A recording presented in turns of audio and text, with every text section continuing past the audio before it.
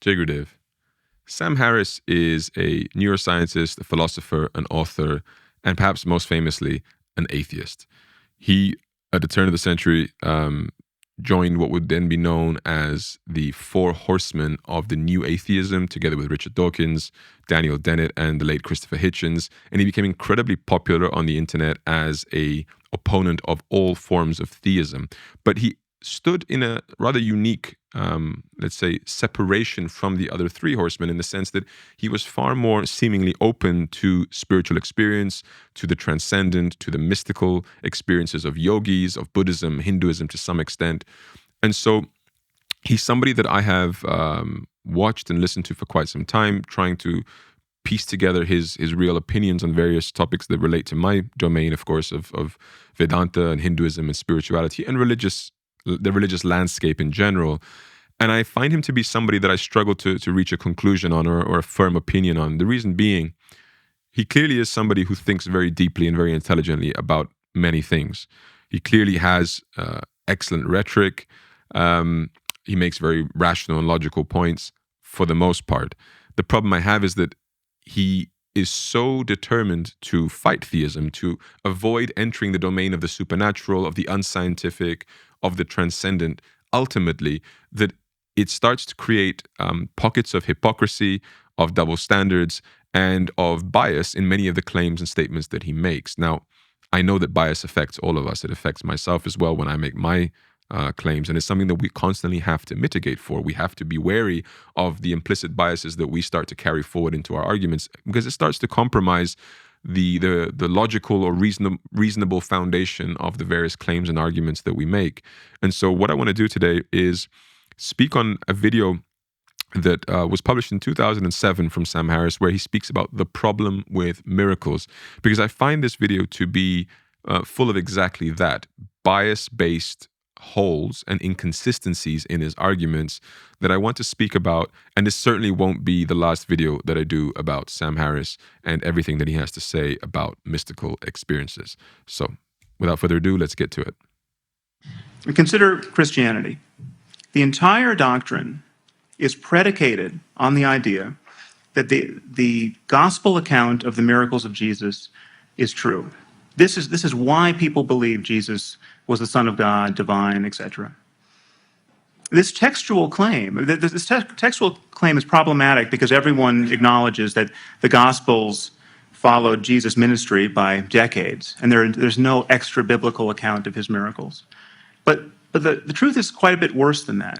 The truth is, even if we had multiple contemporaneous eyewitness accounts of the miracles of Jesus, this still would not provide sufficient basis to believe that these events actually occurred. So first of all, Sam is correct. Obviously, Christianity does rest its truth claims on the miracles attributed to Christ. And if the gospel testimony of these miracles is not true, literally, factually true, then it does start to crumble Christianity. The reason for this being that if the miracles didn't happen, specifically the death and resurrection of Jesus, then Jesus is neither the way to the Father, nor did he pay the price for the sins of mankind. And therefore, the basic tenets, the basic principles that Christianity rests upon are no longer true, at least not literally. And that has to be said because of the various different interpretations of the biblical text and the foundational claims of Christianity. Now, Jesus' death and his crucifixion are very well attested to historical facts. I mean, this is coming from even non-Christian sources. I'm not saying that 100% of historians and academics accept this, but the vast majority, and I think at this point there is no need to sit here and debate that particular point. Obviously, the contentious issue is the resurrection. The resurrection is the part where the bulk, if not all, of the evidence is biblical in nature. And of course, if it is biblical in nature, there is the idea of implicit bias. The people who have compiled the Bible, who have written down the various Gospels in the Bible, naturally have a vested interest in confirming the resurrection of Jesus, because it is what makes the entire corpus of the Bible make sense. It's what glues it all together and brings Christianity about. So therefore, Sam Harris is correct to point out that this is the fundamental claim of Christianity, that the miraculous events of Jesus Christ, specifically the death and resurrection, are true. And if they were not true, then naturally this would all fall apart. So in light of this, I have absolutely no issue with Sam Harris not wanting to trust the accounts of people that he has never met, about a person that he has never met, a person he can't meet, because it's a historical person. We're talking about a historical event, not a, in a sense, accessible principle that anybody with the right, let's say, steps or the right tools can gain access to and therefore perceive. It is a one-time event. And so because of their relatively primitive or unscientific minds, I mean, those who gave testimony to these miracles and to these miraculous events, I can understand Sam Harris's hesitance to say, yes, I'm going to take those testimonies at face value. As I said, it is following all the standards of reasonable grounds upon which to be at the very least skeptical about a claim.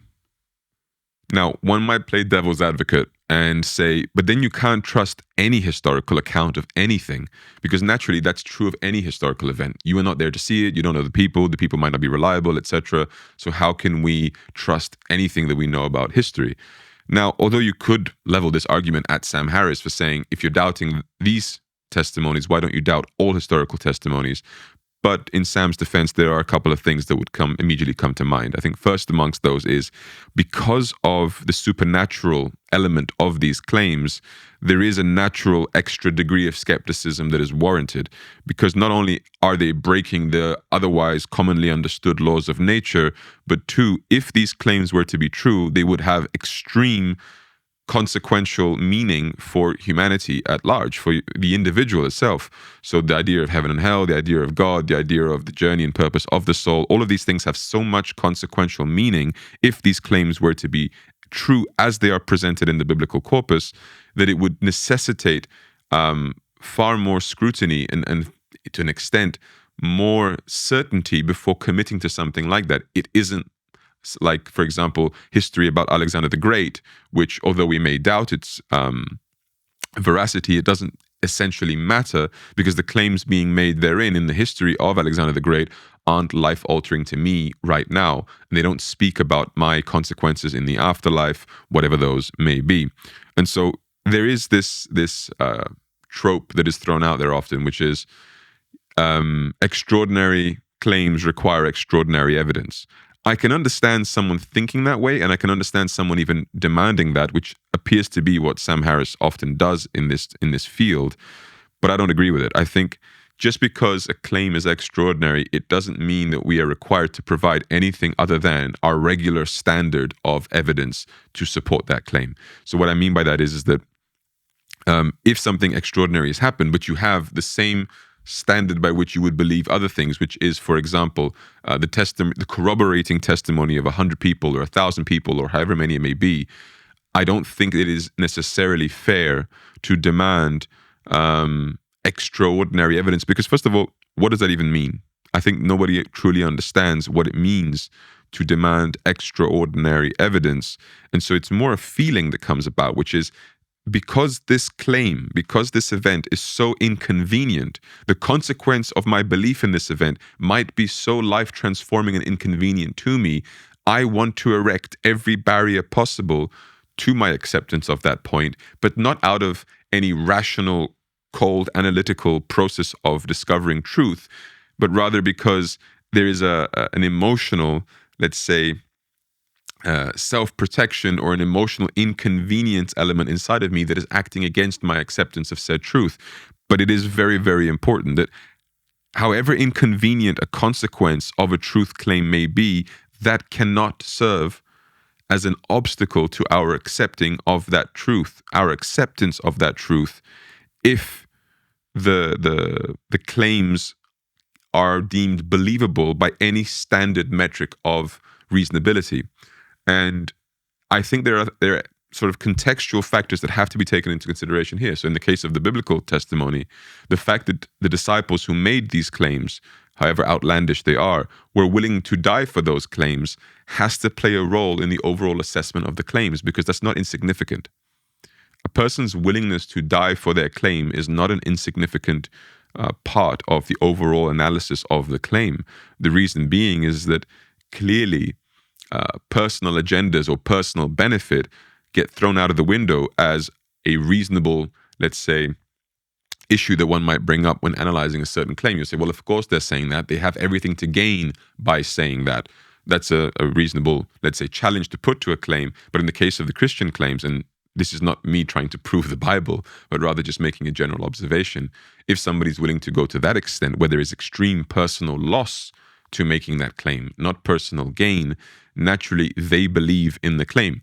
Now, caveat, just because the person truly believes in the claim they're making, it doesn't mean that the claim is true. And that is something that must be accepted and stated, no matter how obvious it may be, because what I'm trying to say is that we have to contend with these extra factors. I'm not saying that these extra factors clearly demonstrate the truth of the proposition being put forward. So to wrap up this segment, testimonial evidence is always analyzed not only on its own merit, but in light of everything else that we know around it. So what that means is that if one person makes an outlandish claim, and that claim contradicts our common understanding of the world around us, what we might call the natural laws or just general sociological patterns of behavior and experience, then it becomes relatively easy to dismiss the claim because it's just one anomaly. It's something that you might want to contend to, but it doesn't carry much weight. However, if 100 people, 1,000 people or more start to make the same outlandish claim and it corroborates and it breaks the understanding that we have, at the very least, we have to start to contend with that because it might mean that our common understanding isn't broad enough to accommodate something that clearly is happening. For 1,000 people to have the same outlandish experience, it cannot be dismissed just because it doesn't match the common experience that everybody else has. If that were to be applied, it means that no new experiences can ever enter our domain of understanding, or something rare is immediately dismissed because it isn't common, which is again a fallacy of sorts. And so this is my general, let's say, first thoughts on this part. But let's get to Sam's second part. Well, why not? Well, the problem is that firsthand reports of miracles are quite common, even in the 21st century. I have met literally hundreds at this point of Western-educated men and women who think that their favorite Hindu or Buddhist guru has magic powers. All the powers ascribed to these gurus are every bit as outlandish as those ascribed to Jesus.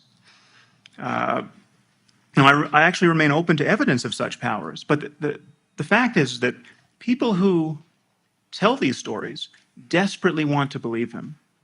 All, to my knowledge, lack the kind of corroborating evidence we should require before believing that nature's laws have been abrogated in this way. And people who believe these stories show an uncanny reluctance to look for non-miraculous causes. So this argument that Sam Harris is making here, it's clearly intended to debunk Christianity in the sense that it's pointing out that the miraculous events that Christianity rests upon are nowhere near as exclusive as Christians would have you believe.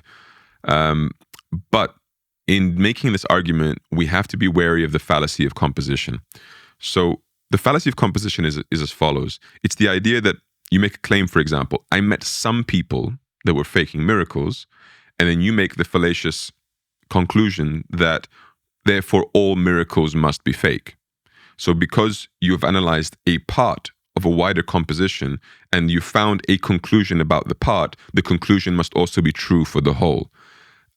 This is clearly not true. So in the case of miracle claims, if there are 100 miracle claims and you investigate one miracle claim and find it to be false, it does not mean that you can then say all miracle claims are false. And so this is something that Sam has to be careful with here, because it does appear to me like he is committing this fallacy to some extent. In reverse, the same thing can be said to be true, which is if you saw a real miracle, it doesn't mean that all miracle claims must be real either. Another example, if you meet one ungrounded eyewitness that attests to a miracle, it doesn't mean that all eyewitnesses that attest to the same miracle are equally as ungrounded, right? And so this is just in general the fallacy of composition and how it often enters into these debates and into these conversations and presentations about miraculous events. So to make a personal claim here, I definitely do not believe all miracle claims, but it doesn't mean that I can dismiss them all outright. If I were to really give an opinion on them, I would have to contend with them, and I would have to investigate them to a degree that allows me to then give an informed opinion on them without committing the fallacy of composition. Now, Sam seems to claim that he is open to evidence about these supernatural, miraculous experiences and events taking place. If that is indeed true, I think that he needs to have a mentality shift here, which is as follows. If you want to understand or acquire evidence about the existence of a transcendent supernatural being, i.e. God, then to use our material conventional methods of acquiring evidence seems a little of a mismatch, let's put it like this. And so that he would need to understand what is the process by which you qualify yourself to acquire said evidence within the system that he is trying to understand. So again, I'm going to speak on behalf of the Bhagavad Gita and Hinduism. In the Bhagavad Gita, Krishna makes a couple of references about how you can acquire evidence, experience, how you can see the truth for yourself so that you don't have to have blind faith. And I'm going to read you a couple of verses to illustrate that. So in the Bhagavad Gita, chapter 4, verse 34, Krishna says the following. One should approach a spiritual master with submission, extensive inquiry, and service. Such realized souls can instruct you, for they have seen the truth. So the first point being made here is not so much about how to approach a spiritual master, but rather that if you approach realized souls, they can instruct you into the truth that they have realized, into what they have seen. So they can lay out the path that leads you to the very same realization that they have achieved. Now, why this is very fundamentally different to what Christianity proposes is that Christianity speaks of a faith that leads to an outcome post-death. So when you die, you will meet God, you will commune with Him if you have behaved according to the standards that are required to commune with Him, or not. But it is not something that you can attest to right now. To, let's say, I'm generalizing this a little bit because, again, I do understand that there are Christian denominations that may think slightly differently, but still the point stands as a general commentary on Christian belief. In Hinduism or in Vaishnavism, this is very different. The idea of realizing God or attaining to God consciousness, it's a state of consciousness which alters, which can therefore alter whilst you are still here. Again, this isn't necessarily a universal belief inside of Hinduism, but it certainly is in my tradition, in my lineage. And so the understanding is that you can undergo a certain process of purification and elevation of consciousness to the point where you enter the domain of the transcendent of this material reality, and therefore all that is characteristic of that transcendent reality, all that is possible to that transcendent reality becomes evident to you in your own consciousness and beyond. And so the point that I'm making here is that if Sam is open to evidence, he must undergo the process that acquires that evidence. And if you think this is an unreasonable claim for me to make, that I'm saying, Sam Harris, you have to approach a spiritual master in the way indicated by the Bhagavad Gita in order to realize the truth as he has it to share with you, then understand that that is precisely what Sam Harris would do to me if I said, please prove to me the claims that you make about the material world, about the brain, about whatever it may be. He will say to me, well, qualify yourself by understanding how to do science, how to perform scientific experiments, and then come with me, perform those scientific experiments, and get the results that I am claiming to be true. I am saying the exact same thing. Sam Harris, qualify yourself, come with me, perform the spiritual experiment that is required to acquire the evidences to back up the claims that are being made, not only by myself, but the landscape in general, the religious spiritual landscape in general. Now, in chapter 18, verse 55, the Gita goes on to say, by devotion alone, he gains the true knowledge of who and what I am. Knowing me in this way, through this devotion, he unites with me.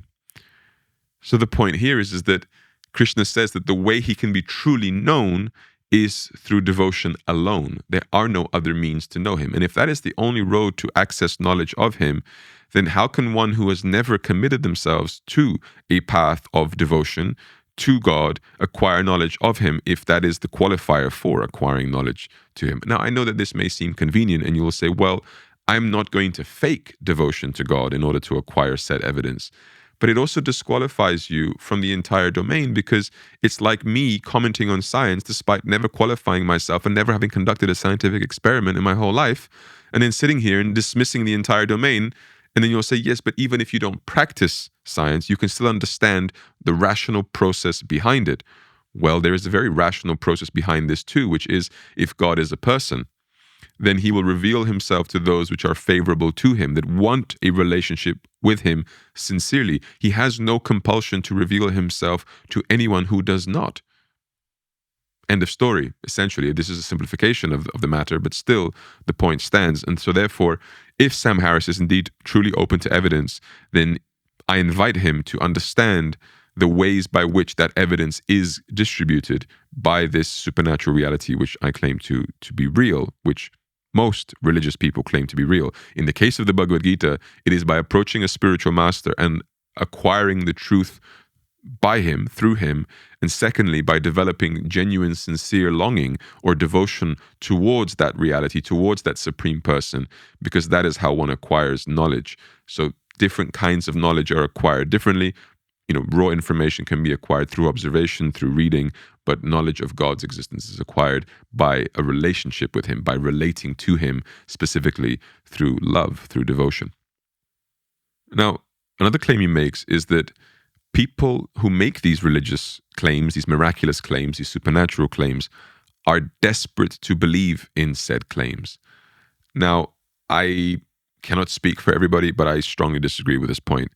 I have seen the very opposite. So what I have seen is a ton of people who are extremely inconvenienced by what they have seen, and they're trying everything they can do to prove that whatever they have seen is not true. Because if it is true, it changes their life, and not always for the better, not always for the better of their ambitions and dreams on a material level. Because if God and the transcendent is real, and everything that he is asking of us is therefore real too, the way which we can relate to him, which in Hinduism isn't so much just add God into your life. It's no, you have to transform your life to some extent, which is you have to detach from a lot of material things. You have to learn to act differently. You have to act and live with God at the center of your motivations and your objectives. And so that is quite a transformation, and a very inconvenient one to do in, as I said, many, many, many cases of people that I have met. And yet, what people struggle with is not convincing themselves that it is real. It's what they struggle with is, in a sense, the opposite. Convincing themselves it's not real, because it's so evident, it's so in your face, that no matter how inconvenient it is, people end up accepting the inconvenient truth. Now, again, I'm not saying that this is universal, that everybody goes through this, but Sam is committing the same, let's say, mistake in reverse by saying that the people who make these claims are desperate to believe them. It's simply not true. Again, I have met countless people, and maybe you and I, Sam Harris, have met entirely different types of people. But my situation attests to this a step further, simply because I am accepting experiences of a Hindu master in a Hindu framework of belief, despite being a Western person living in what we call the West, and adopting this entire lifestyle as a consequence of what I have seen, and a consequence of my experiences and beliefs that have developed from that, in a way that, in a sense, ostracizes me from that society a lot. It creates obstacles and difficulties to what I do, even right here on this YouTube channel. If I were not to be making the claims that I do about Guruji and about my path, I would have far more success, and my life would be a lot easier. There'd be many more doors open to me if I wouldn't sit here with quote unquote paint on my forehead proclaiming an Indian guru to be divine in origin, right? These are patently obvious claims to me, that this is not at all convenient. Neither am I desperate to believe these things, because they create great inconvenience to me in my life. And I believe in them, and I propagate them in spite of that inconvenience, not because of how desperate I am, but rather because of how I desperately cannot escape from how true they are. And so ignorance is bliss to some extent, but I am not willing to concede that delusion to myself, to reject everything and the overwhelming evidence that I have been exposed to, and the community that I belong to has been exposed to, just because of convenience. And as a continuation of that point, Sam Harris goes on to say that people who make these claims also tend not to look for non-miraculous causes for these claims. Now, I think that that is partially true, to be fair to him. I have heard a lot of ungrounded people make a ton of claims about, the clouds in the sky formed this shape or that shape, and they clearly don't understand that, well, clouds do form shapes, and from time to time, amongst the hundreds of thousands of clouds that you may see along your life, you may see one cloud that loosely resembles a figure that you have an affinity for or a symbol that is of meaning to you. And then you'll say, here we go, proof of God, right? The odds are small, but nonetheless, I can understand that these situations may occur. But here I'm going to call out Sam Harris's hypocrisy to some extent here. And to do that, let me just play you a small extract from another video for you to understand what it is that I'm going to say. I just want to kind of echo some of the claims you're making about what it was like to meet and study with Punjaji, because he was a truly extraordinary person. And in some ways, I have a kind of an unusually clear view of that, because he continued to impress me even when I didn't want to be impressed by him. And even when I was studying with Dzogchen masters whose teaching I thought was truer or better or more complete, when I would go back to see Punjaji, I was just bowled over by his presence. And scientifically, I'm kind of at a loss to account for the effect he was having on people.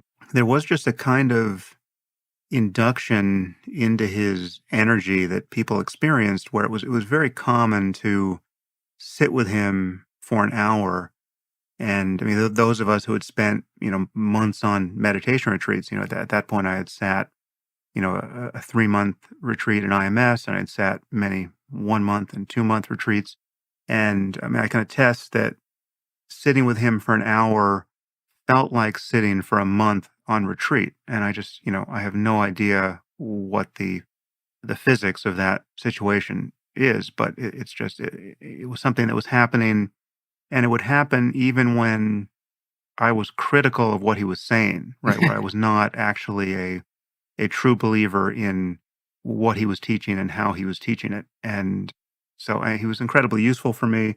We'll get into some of perhaps the points of criticism we may or may not share about what he was teaching, but I completely understand the experience you had of, staggering away from his house, feeling this onrushing of energy and bliss and unconditional love. And I mean, it was really like, an MDMA / mushroom trip being with him. Indeed.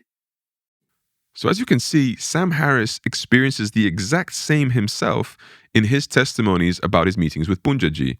So he says that he didn't want to like him, he doesn't agree with his teachings, and yet he was blown away by his presence, that it felt like being in the 3rd month of a 3-month meditation retreat, just being in his presence for an hour.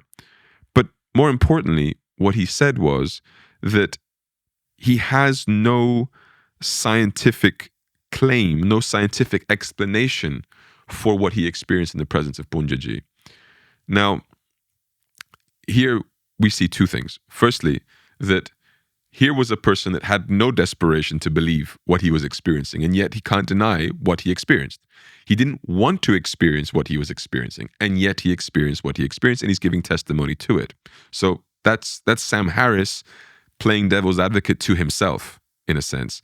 But the second point is that if his own claim is unscientific, in the sense that he has no scientific explanation for what happened, that doesn't necessarily mean that a scientific explanation doesn't exist. However, my problem with this is it raises an accompanying question, which is, if such an experience that you have no rational explanation for, why sitting in front of a man makes you go into states of ecstasy and bliss and tranquility and whatever else with no obvious material cause for this, and that no logical inference possible even, other than a spiritual or supernatural or miraculous inference, at what point, Sam Harris, are you willing to concede the domain of the supernatural? Because if something extra natural is happening that you have no scientific explanation for, that you are personally attesting to as being clearly true to your subjective experience is happening. And even then, you are not attributing this as a supernatural experience or a miraculous experience, so to speak.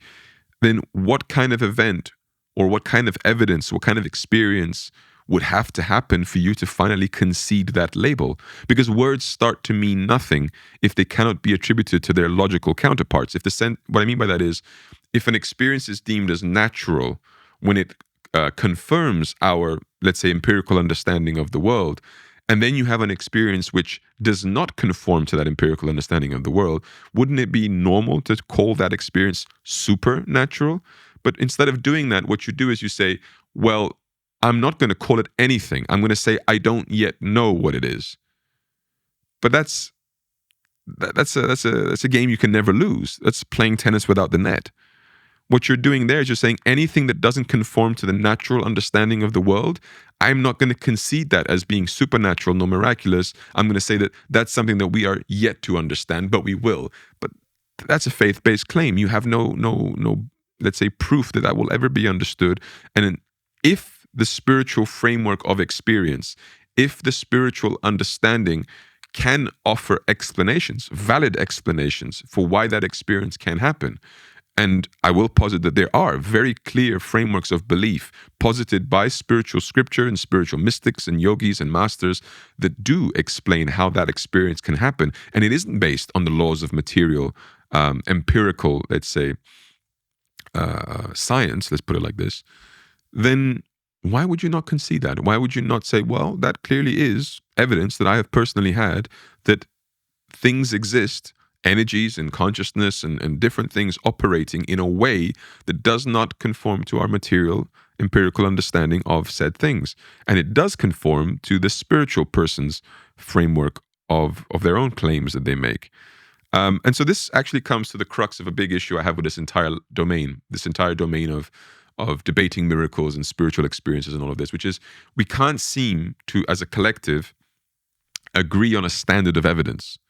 We cannot seem to agree on a standard definition of words. And if you can't do that, there's no grounds for a conversation to be had.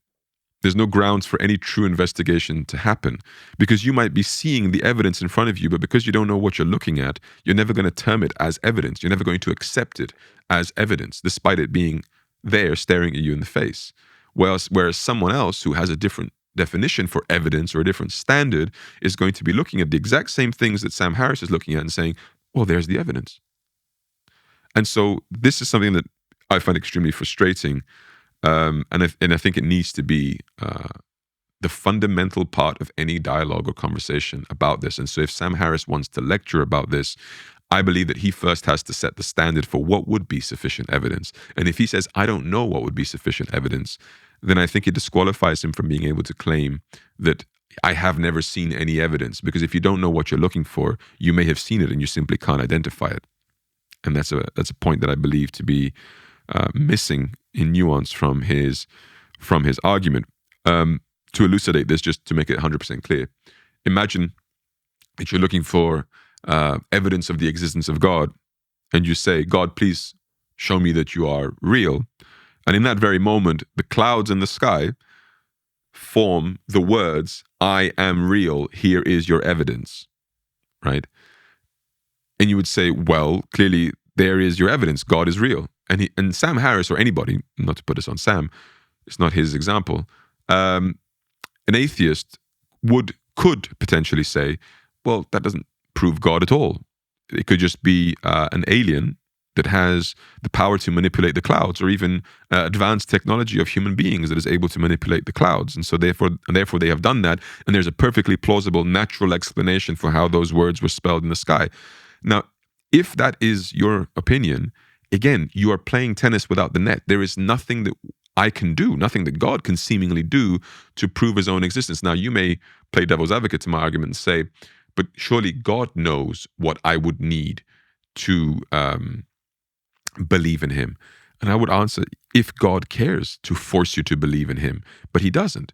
It's voluntary. And so there has to be some give from your side. If you say, I don't give anything, there is no reasonable standard of evidence that I request from you or from anyone making said claims for me to give credence to those claims, you have become an unreasonable, irrational person, which, again, I strongly believe Sam Harris would not identify himself in that manner, that he would not identify himself as an irrational or unreasonable person. And so I simply ask of Sam and anybody making similar claims, please set the standard for sufficient evidence or appropriate evidence that would have you believe in the supernatural, in the miraculous, or whatever it is that you wish to term it as, before shooting down the miraculous, the supernatural, and the various claims associated to it. Now, just as a point to sort of bring my personal experience into this exact conversation and point, if Sam says that the people making these claims tend to not want to look for material causes for these claims, let me refer one of my claims, a claim that I make knowing that it will most likely be derided by those who consume this video sort of just flippantly with no contextual understanding. And so one of the experiences that I've had from my spiritual master, Paramahamsa Vishwananda, is that now 12 years ago, he materialized a deity from his chest, from his heart, to me. Now, how did this happen? Very simple, short version of the story. I was searching on Google for images of a deity that I liked. And I found one and I settled on it and I said, this is a beautiful deity. I'd like to have a deity like this. And I happened to be with him in the room and I said to him, I showed the picture to my guru and I said, look at this deity. Isn't it beautiful? And he gave his opinion on it. He said, oh yeah, it's nice. Anyway, a couple of hours passed. I was with him the entire time. And then an exchange happened, a conversation. We ended up in a room together and I essentially, he asked me to place my hand on his chest, and I did, and my hand was flat on his chest, just with a t-shirt in between. And again, fast forwarding, a deity starts to come out of his chest. And I have the deity, and the deity comes out, and the deity resembles that image that I showed him on Google 2 hours ago, about 95%. The other 5% make it more beautiful than the deity that I'd shown him on the picture. Now, that deity comes out of his chest. It's given to me in my hand. It is hot to the touch. I see this all personally. He has no, let's say, behavior that is involved in that. There's no possibility of him having like just suddenly stuck a deity there because I feel it coming out of his chest. Again, it's hot to the touch. It matches the deity that I had shown him in the picture. All of this happens. Okay, again, I've told this story and I do tell this story in personal interactions in much more detail. And if anybody's interested, we can do that and we can reach out to me in different ways. But let's just hypothetically accept that experience happened the way that I've described it, okay? What material cause am I exactly expected to look for here, Sam Harris? What is the material cause for this experience that I am so obviously running away from? Where do I even start to look for a material cause to this? Here's my spiritual master. I showed him a picture of a deity that I would like to have. 2 hours later, without ever having left his side, that deity is coming out of his chest and landing on my hand, resembling the exact deity I'd shown him, 95%, let's say, the same. So just leaving that there as there are certain things that, again, unless you've experienced them personally, and of course an experience like that cannot be experienced en masse or universally, and I'll get to that a little bit later in this video, but those kind of things I would put out as a counter challenge, which is perhaps you could invite me to look for the material cause of this. And if your claim is, well, it's your hallucination, well, what a cheap and easy cop-out. Anyway, moving on. But it remains a fact that yogis and mystics are said to be walking on water and raising the dead and flying without the aid of technology, materializing objects, reading minds, foretelling the future right now. In fact, all of these powers have been ascribed to Satya Sai Baba, the South Indian guru, by an uncountable number of eyewitnesses. He even claims to have been born of a virgin, which is not all that uncommon a claim in the history of religion, or in history generally. Genghis Khan supposedly was born of a virgin, as was Alexander. Apparently, parthenogenesis doesn't guarantee that you're going to turn the other cheek. But Satya Sai Baba is not a fringe figure. He's not the David Koresh of Hinduism. His followers threw a birthday party for him recently, and 1 million people showed up. So there are vast numbers of people who believe he is a living God. You can even watch his miracles on YouTube. Prepare to be underwhelmed. I mean, it's true that he has an afro of sufficient diameter as to suggest a total detachment from the opinions of his fellow human beings, but I'm not sure this is reason enough to worship him. Okay, Sam Harris, this is a mess of a point, and I'm willing to concede that this might be a little bit to do with naivety or even a bit more youthful arrogance, because this speech that I'm responding to at the moment was given quite a while ago. This was in 2007, and so I understand if Sam has matured on his opinions a little bit since then. But the point I have to make here is that for you to cite the alleged miracles of Satya Sai Baba and then say, watch them on YouTube and prepare to be underwhelmed, again, the hypocrisy is screaming through the screen here at me. So, first of all, in that exact video that he mentions his experiences with Punjaji, that he felt completely blown away and all of those things that he said to describe that experience, the comment section of that video is filled with people that, having accepted Sam Harris's testimony and saying, well, Sam is a credible person, he's a rational person, let me go and check out Punjaji. What do? They go on YouTube, they watch videos of Punjaji, and they come back on his video to comment, watched his stuff, totally underwhelmed, didn't experience anything that Sam said he experienced there. What does that tell us? Does it tell us that Punjaji is a fraud and a fake? No, not at all. It tells us that seeing someone on YouTube is a wildly different experience than seeing them in person, especially if their core, let's say, defining feature is their state of being. It's their, let's say, energy, their consciousness, whatever it may be. And so therefore being in the exact presence of that person is completely different to watching them or hearing them speak on a YouTube video and making your assessment based on that. It makes no sense whatsoever. If somebody is a lecturer, someone who speaks, then of course you can measure them differently, because you can listen to said lecture in person or on YouTube or on audio, and you'd be like, well, okay, I heard what they have to say. I've heard their reasoning, their points, their arguments, etc. I can give a reasonable assessment, a reasonable verdict on their quality or whatever it may be. But this isn't the case in the exact experience that you have described. Neither is it the case in the experience of a miracle being done by Satya Sai Baba, because how it comes across on YouTube may not be how it comes across in person. How you experience it and feel it on YouTube may not be how you experience it and feel it in person. And so to make an assessment like that is, at the very least, disingenuous. At most, I would actually say arrogant, ignorant, and a little deceptive. And the second point that must be made is that everyone is actually different. And what I mean by everyone is different from a spiritual perspective is that we have different states of consciousness. We're at different stages of our spiritual evolution. And so when two persons are exposed to the same external stimulus, the same, let's say, supernatural event, because of their different states of consciousness and because of their different stages of spiritual development along their journey, they will encounter that same event very differently. And so one person may have the quote-unquote underwhelming experience, and another person will say, this experience just blew my mind away, i.e. Sam Harris sitting with Punjaji. I believe Sam Harris. I believe that sitting in his presence, he felt incredible, transcendent things. But I also believe that Sam could have brought along a family member or a friend, and that friend or family member could have sat in front of Punjaji and had no experience whatsoever other than sitting in the presence of another man. End of story. Why? Because I believe that Sam Harris is in a state of consciousness or in a stage of spiritual development that is different to the other person, and therefore more receptive and more perceptive of certain things than another person may be.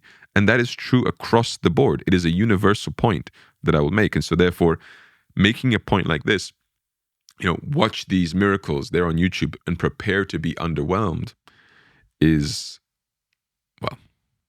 I think the least said about a point like that, the better. Moving back to sort of rational argumentation, personal incredulity is not an argument, Sam Harris. So when you say that you're not impressed or you're underwhelmed, that doesn't mean anything in terms of how true the claim is or how true the miracle is. Let me give you an example. I'm not an astronaut, and I can say I find the argument for a spherical planet Earth to be ludicrous, unreasonable.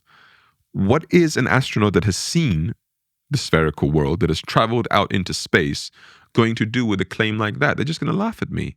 What can they do with a claim like that? Once they have already personally experienced that, when they have gone and seen the spherical world, and then they listen to me making that claim from an uninformed position, how are they expected to react to such a claim? And what they're basically going to do is, they're going to say to me, well, come with me to space. I'll show you the error of your claim. But for me to do that, I have to qualify myself. I cannot just go to space, right? I have to undergo a certain process that allows me to then go to space and get the same perspective that the astronaut has, and it will correct my previous false claim. And so the same thing goes here. For you to dismiss the miraculous event that has taken place whilst not being exposed to that event is the same as me dismissing the experience of the astronaut despite never having been an astronaut myself. It doesn't work. And if you're dismissing it on the basis of logic, again, as I have said, there are logical frameworks that apply to different phenomena in life. If I want to taste a lemon, I have to put the lemon in my mouth, taste it, and then give testimony to it. You cannot study the lemon in isolation of the experience of taste and say it is sour. You don't know that because lemons aren't sour in of themselves. They are sour to the human experience, to the subjective human experience. Now, the humans can, let's say, reach a common agreement that lemons are sour. Fair point. And therefore we conclude that lemons are sour, and that's an attribute about the taste of lemons that we attribute to it, right? But it isn't inherent in lemon, because lemons aren't inherently being tasted, if that makes sense. And so the way you acquire truth about a truth about a lemon, in this case, its taste, is by interacting with it. That's the science experiment that has to take place, right? So similarly, the way you acquire truth about God is by interacting with him. That's all I'm claiming. It's the same rational process. Now, I do believe, as Sam has pointed out, that many gurus, saints, mystics, yogis, etc., have powers beyond the natural world as it is commonly understood. I believe it stems from their transcendence of this limited material reality and their consciousness of communion with the transcendent supreme reality.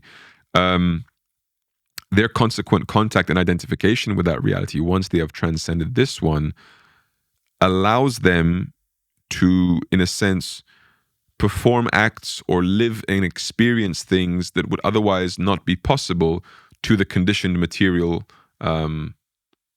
segment of reality, if that makes sense. Now, where is my evidence for this? My evidence for this stems from, it's in a sense, epistemology. We have to understand that the Hindu system for epistemology is what we call pramanas. Pramanas are sources of knowledge or sources of truth. And there are different sets of pramanas used in the discipline of Nyaya, as for example, in the discipline of Vedanta. As a Vedantin, I will refer to three foundational pramanas or sources of knowledge, namely Shabda, Anumana, and Pratyaksha. So Shabda means reliable testimony, that which is revealed. So revealed knowledge, testimonial claims, okay, that is Shabda. Second is Anumana, which is logical inference. So you have a partial experience or a partial claim or a partial witness of something, and then you can put the pieces together based on prior knowledge or prior experiences to reach a logical inferent conclusion. And then you have Pratyaksha, which is direct experience, sensory perception. So you perceive something directly through your senses or you experience something. Now, let me map out how, using these pramanas, I can come to a belief that I have, what I believe to be a rational and reasonable belief in the claims of the yogis and mystics and gurus and whatever else that you have outlined. So investigation into a matter begins with Shabda. So I receive testimony. about a claim. So somebody says to me, God is real, or the supernatural, the transcendent is real, etc. And let's say that claim comes from a guru or a saint or a mystic. And I ask them, how does that happen? What is the base claim about how this is happening? And they say that it is by contact and identification with the spiritual reality. It allows them to act outside of the laws of the material reality. So they claim to be able to act outside, or they claim to have witnessed a supernatural act. And then you ask them, and how does it happen? And they say, I can do it. I can perform, in the case of a mystic who performs it, I can perform the supernatural act because of my identification and contact with the spiritual transcendent reality and my disidentification with the limited material reality. Okay, it's just a claim at this point, right? Now, it would be a non sequitur, it would be a fallacy to claim that just because, in the case of my guru, he performs a miracle that makes him God or divine. That does not necessarily follow. Yeah, I accept that. But in light of the absence of reasonable competing explanations about how he is able to, or why he is able to perform said miraculous events, it makes him someone, at the very least, with a supernatural ability that is unexplained by rational scientific processes. And if he offers me an explanation as to why he has that ability, where that ability comes from, and I have no competing explanations, and I attest to the fact that he has that ability by my direct perception, so I have received testimony, I have perceived it, I can logically infer that he has some genuine position of authority or some genuine knowledge, understanding perhaps is the better word, about how these experiences come about. And therefore he becomes what we term as an apta, which means someone that is an authority on the matter, someone who is reliable or trustworthy, what you would call a scientist, one who does science, and therefore understands the process by which knowledge is acquired, understanding is acquired about a natural, let's say, phenomena or a natural event. The mystic, in this case, or my guru, would be the scientist or the apta about supernatural events or supernatural experience. So in light of the absence of a reasonable competing explanation, I accept his explanation. Now, the question goes on, the investigation goes on. Do I see further symptoms that corroborate that initial explanation/experience? And the answer is yes, I personally do. So how?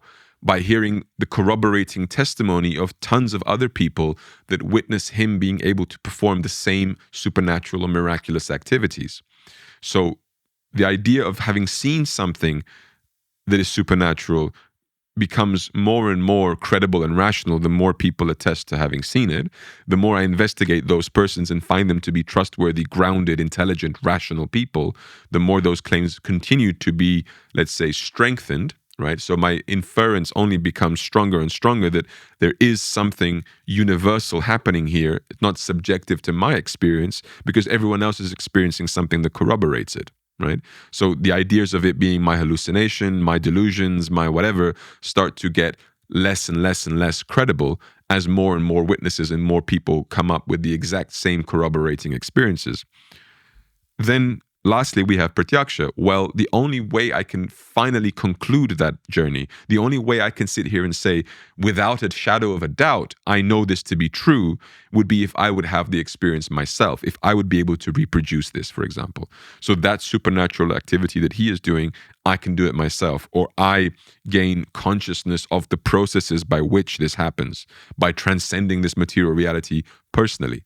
Now, the obvious question is, Swami Revatikaanta, have you done that?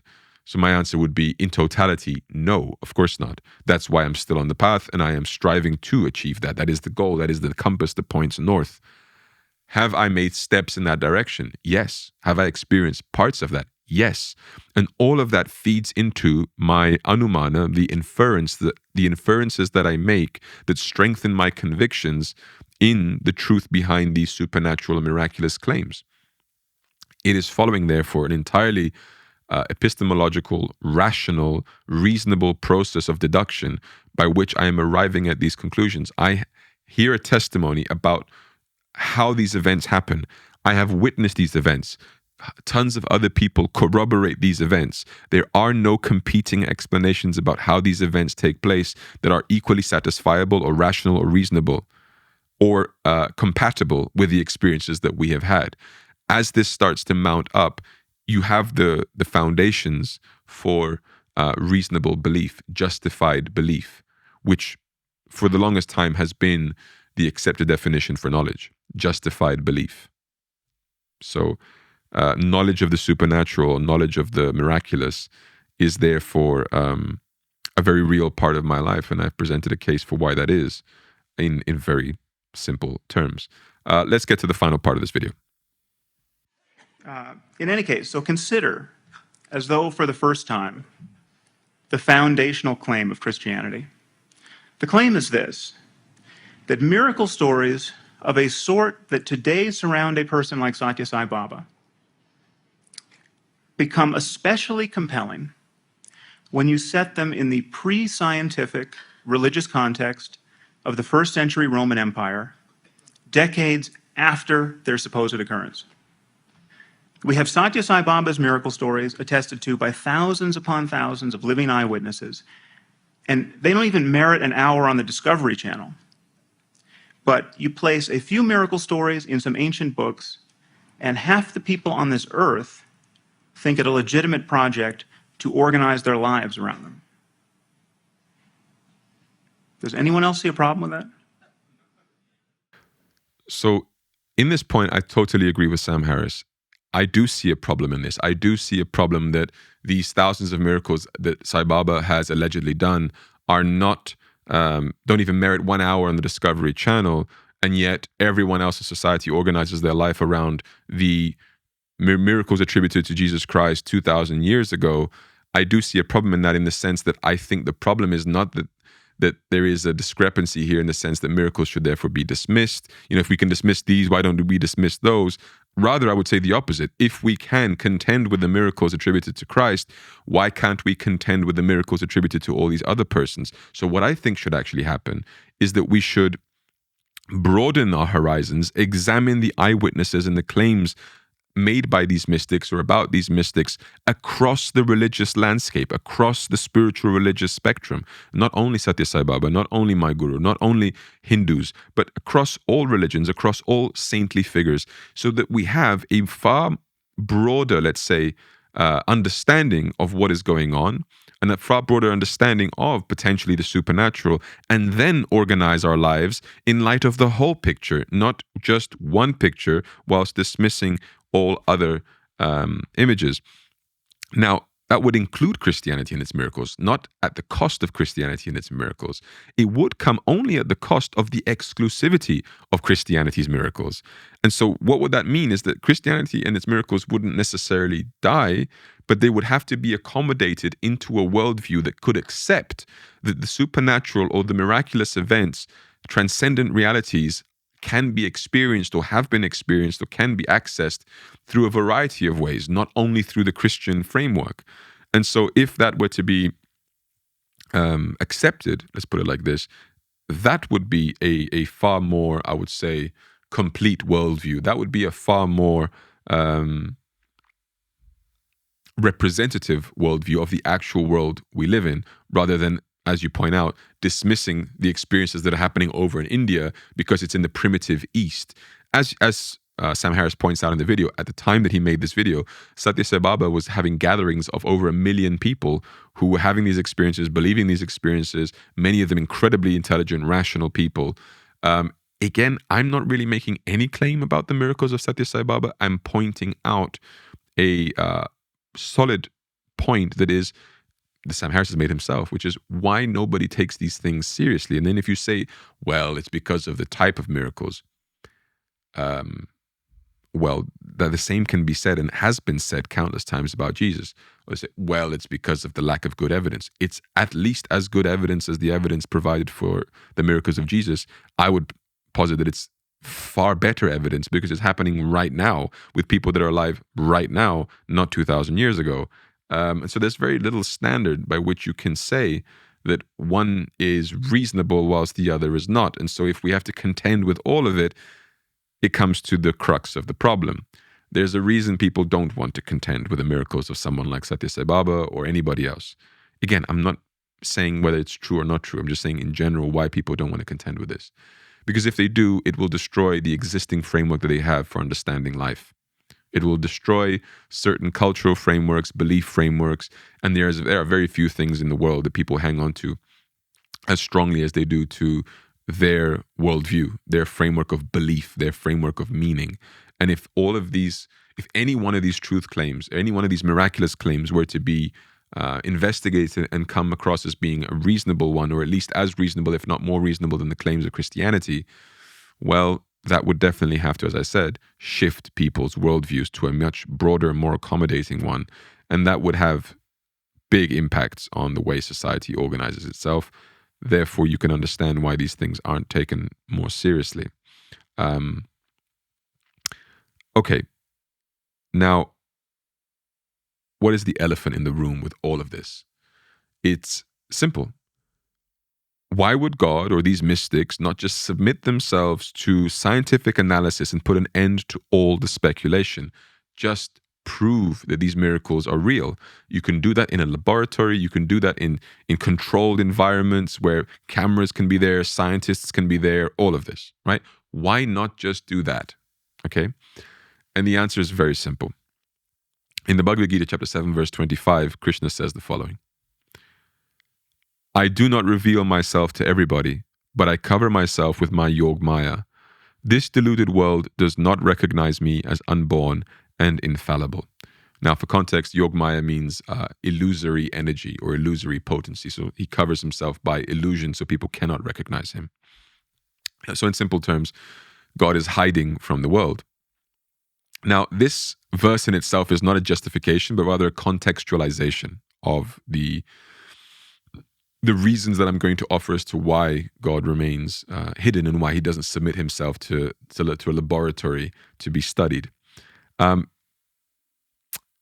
If God is actively, consciously, by choice, by his will, hiding and not revealing himself to the world, it begs the question, why and to what effect? Why would he hide himself? Is there a rational explanation for it? And what is the effect, the consequence of him hiding himself? And I will kick this off by positing that this is a far, far bigger problem for the Abrahamic faith that believes in the one life scenario with eternal consequence than it is for me as a Hindu or as a Vaishnava.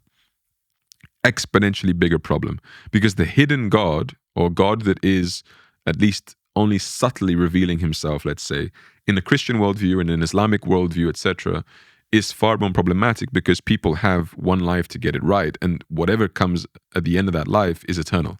They're going to be eternally in hell or eternally in heaven, perhaps passing a time in purgatory. All of that is fine within their framework, but still there is extreme pressure, there is extreme consequence awaiting them, and therefore this is a far, far more tenuous point here. But in Hinduism, because of the eternal nature of the Atma, the soul, because of reincarnation, we have endless chances to get to know him. And so we will get to know him when we want to know him, when we genuinely desire to know him in our own time. There is absolutely no compulsion for him to force himself onto us. And so therefore, for him to arbitrarily reveal himself to us is of absolutely no value. Because the minute God reveals himself to us, it naturally changes our entire life.